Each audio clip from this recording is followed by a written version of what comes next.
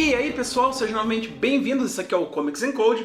E bom, nesse vídeo eu vou fazer uma análise desse arco de histórias que eu acho fenomenal, um dos melhores que eu já li da Liga da Justiça, chamado O Crepúsculo dos Deuses. Esse arco não é muito conhecido, tá?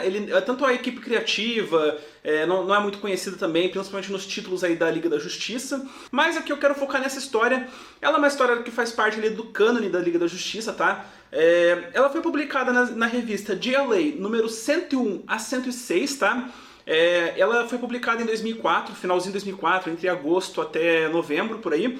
E aqui no Brasil, ela foi publicada em 5 edições, nas edições número 33 até a edição número 37 pela Panini, tá? Da revista Liga da Justiça, primeira série, no ano de 2005, lá para agosto, setembro, outubro, novembro de 2005. Então aqui você vai ter as capas aqui, ó, edição número 33, edição número 34, edição número 35, edição número 36 e edição número 37. Essas revistas aqui são bem fáceis de você conseguir, por mais aí que elas sejam de 2005, né? É bem fácil de você conseguir, você acha bem com bastante facilidade, em sebos online, sebos físicos, tá? Bom, o que falar desse arco? Primeiro de tudo, né?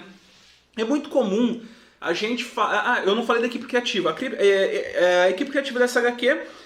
o roteirista é o Chuck Austen e o desenhista é o Ron Garney. Confesso que eu não conhecia nem o roteirista e nem o desenhista. Primeira vez que eu estou lendo assim, o trabalho deles. Mas cara, isso aqui é sensacional, especificamente esse arco. Temos vários arcos sensacionais, mas esse aqui, cara, ele começa na edição número 101, né? E o que eu posso dizer sobre esse arco? Ele traz uma coisa que eu acho muito interessante, que é muito comum a gente ver a galera falando que a DC trata sobre deuses e que a Marvel trata sobre humanos e histórias pé no chão e coisas do tipo. Eu já vi eu não me lembro aonde, se foi algum vídeo de algum youtuber que falou, mas que deu uma descrição muito interessante que a Marvel, ela trata sobre humanos buscando a perfeição e que a DC, ela trata sobre deuses em queda. E, cara, faz bastante sentido você classificar as duas editoras assim, não exatamente ao pé da letra, porque nós temos muitas histórias da DC que são extremamente pé no chão e que são sobre humanos buscando a perfeição, principalmente se você foca em personagens humanos, né? Por exemplo, Arqueiro Verde, Batman, esses caras que não são deuses. E se você pega na Marvel também, você vai ter histórias em que eles são deuses mesmo. Por exemplo, algumas histórias cósmicas dos Vingadores. Pô, os Vingadores possuem o Deus do Trovão junto com eles, sabe? O Thor, ele não é um heróizinho urbano de lutar com um bandidinho. O cara, ele é um deus, ele é um deus ele enfrenta ameaças cósmicas. Então, assim, eu acho que essa classificação em alguns pontos, principalmente se você pegar histórias mais famosas das duas editoras, faz sentido classificar, mas não no todo. E essa história exatamente entra nessa classificação, nesse estereótipo da DC Comics, né? Por quê? Crepúsculo dos Deuses. A história, ela foca em alguns membros específicos da Liga sofrendo. Em cada edição, você tem um sofrimento diferente de algum desses personagens. E eu vou narrar aqui pra você, já dizendo, tem spoilers, tá, nesse vídeo, então assim... caso você queira ler, que não queira perder a surpresa, o impacto, pode parar o vídeo e assistir depois, tá? Basicamente a primeira edição, que é a edição número 101, que foi publicada na edição número 33 aqui, você tem o Superman, ele tá tendo um incêndio, e o Superman ele vai lá pra proteger do incêndio, pra tentar ajudar a galera a sair do incêndio, coisa do tipo, e ele descobre um novo super-herói que tava lá ajudando eles, que também é super forte e tal, e que tava ajudando a galera. E ele até faz algumas brincadeiras meio arrogantes assim com o Superman, né? Só que o Superman vê a força dele, coisa do tipo, e pensa, beleza, ele dá conta do recado. Aparentemente ele não dá conta do recado, por mais que ele tivesse super força, ele não tinha invulnerabilidade. Ele acaba morrendo nesse incêndio, ele consegue ajudar todo mundo a sair, mas daí o prédio desaba em cima dele. E o Superman, na hora que ele percebe o que ele fez, ele fala, caramba, eu achei que ele dava conta e eu fui responsável, esse cara morreu por minha causa, eu sou culpado disso. E cara, ele se sente muito culpado por causa disso, ele vai buscar a família pra dar notícia, a família passa a odiar ele, o filho, esse cara tinha um filho especificamente, tá? Esse moleque, eu não me lembro o nome dele agora, tá? Mas esse moleque, ele passa a odiar o Superman, culpar o Superman por não ter salvado o pai dele, então essa é uma história pesada, pô, você tem uma criança te culpando pela morte do pai dela, é muito complicado. Daí beleza, deixando essa história aí de lado, na segunda edição, que é a edição número 102, ela é focada no Flash, tá? Então o Flash ele também é envolvendo um incêndio, tá tendo um incêndio no prédio, o Flash ele tira todo mundo, porém duas crianças ficaram presas e o Flash não encontrou essas crianças. Não é uma questão de que ele não foi rápido, e sim que ele não encontrou e infelizmente essas crianças acabaram morrendo ali carbonizadas, né, basicamente no incêndio. E quando ele descobre isso, ele fica totalmente arrasado. Lembrando que o Wally West era o Flash dessa época, tá, pessoal? Barry Allen, ele tá lá na força de aceleração. Até esse momento ele estava considerado morto. Ele era considerado morto até 2009, depois que teve esse esquema de que ele estava na força de aceleração. Na verdade, depois de 2005, tá? Um pouquinho depois disso. Na Crise Infinita a gente descobre que, na verdade, ele estava perdido e tal. Aqui era o Wally West e, detalhe, o Wally West, ele já tinha, eu acho que ele já tinha os filhos dele. Não, eu acho que os filhos dele ainda não tinham nascido, que era o Ira e a Jay. Eu acho que a esposa dele estava grávida. E, cara, pra ele, não ter conseguido salvar aquelas duas crianças tipo assim, ele entra num estado tão pesado de culpa que ele pega vários alarmes de incêndio e ele sai instalando em todas as casas da cidade. É sensacional. E tem uma das casas... ele chega e pergunta pra família, por que vocês não instalaram o incêndio e tal? Fala, não, a gente ainda não teve tempo, porque a gente estava trabalhando. Daí ele dá um esporro na galera e fala assim, você vai ter tempo depois que seu filho morrer, né? Tipo, cara, e daí a Liga da Justiça intervém depois, sabe? Naquela anterior do Superman, o Lanterna Verde, ele vai lá pra consolar o Superman, pra ajudar ele. Nessa daqui do Flash, a Liga ela vai intervir o Flash, sabe? Pra ele parar, porque ele não tem o direito de ficar entrando na casa das pessoas, instalando alarme de incêndio, por mais que as motivações sejam boas, ele não tem esse direito. E a Liga, ela não vai só pra dar uma intervenção e dar uma bronca nele, e sim pra acolher ele, porque o que ele passou ali é muito pesado. Na terceira edição, o Lanterna Verde, ele tá numa situação em que tem dois prédios, e nos dois lados tem mulheres sendo abusadas pelo marido delas, que eles são abusivos, eles praticam violência com ela.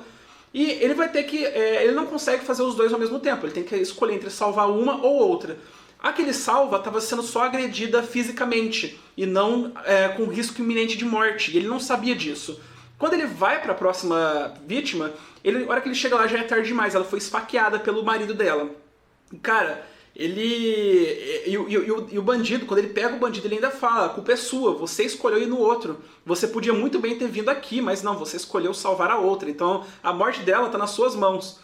A gente sabe que não tá, o culpado é quem matou, né? Mas assim, é óbvio que na cabeça de quem tem a possibilidade, de quem tem esse poder pra fazer isso, é muito impactante. Ele se sente culpado e ele começa a tentar solucionar qualquer tipo de perigo na cidade, com a intenção de que ninguém mais morresse naquele dia, porque ele fica muito abalado com isso.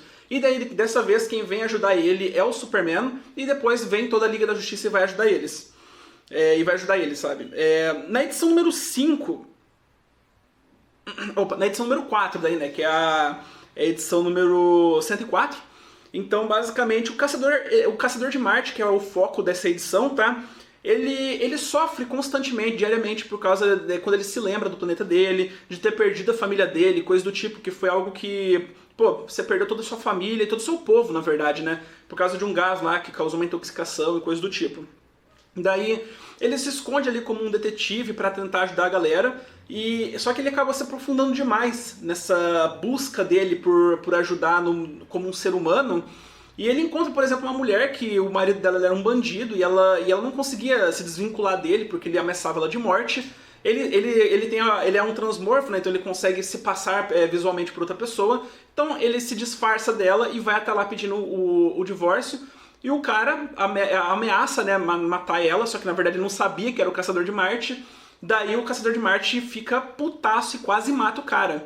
Só que daí ele não mata, né? Ele não chega a matar, ele vai para um apartamento, ele estava sendo acompanhado por uma companheira dele que também é detetive.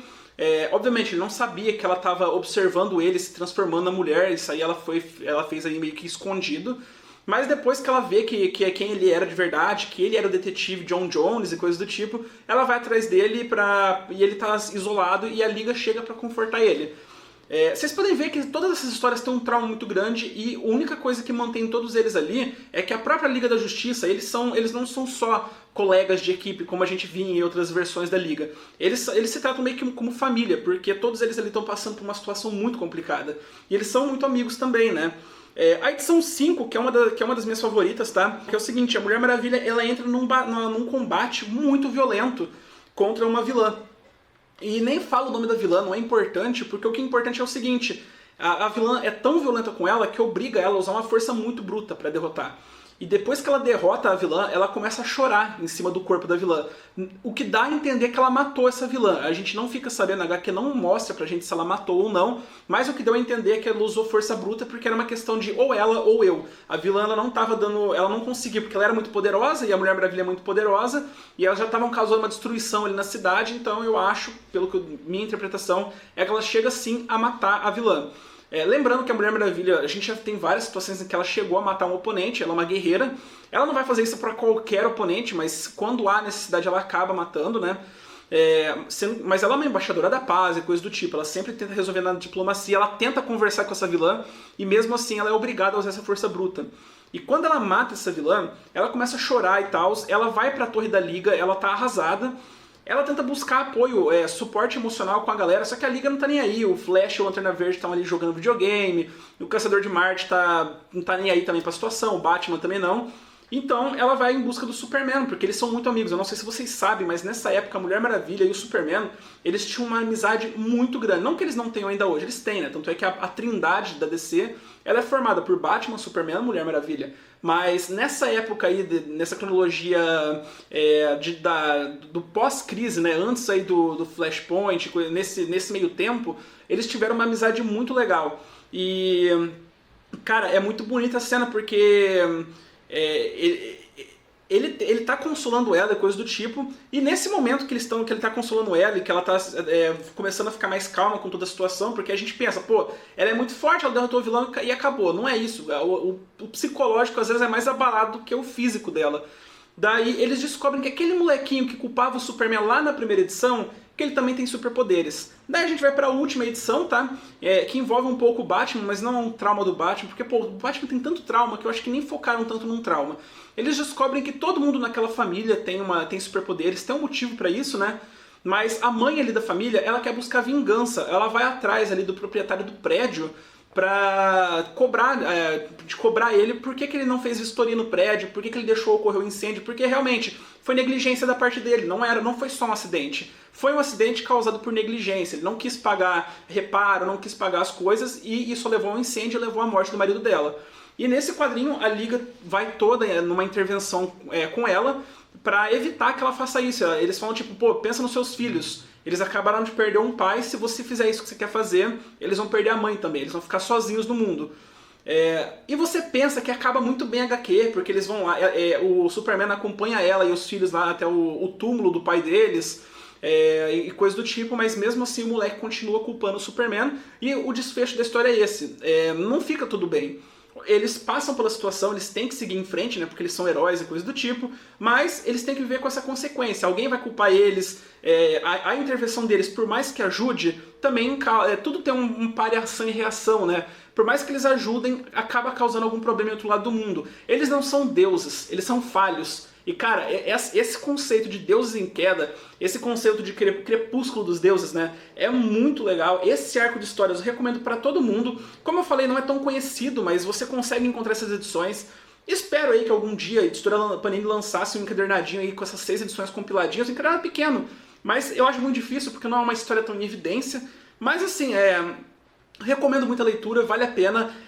O que eu preciso ler antes? Você não precisa ler nada pra entender essa história.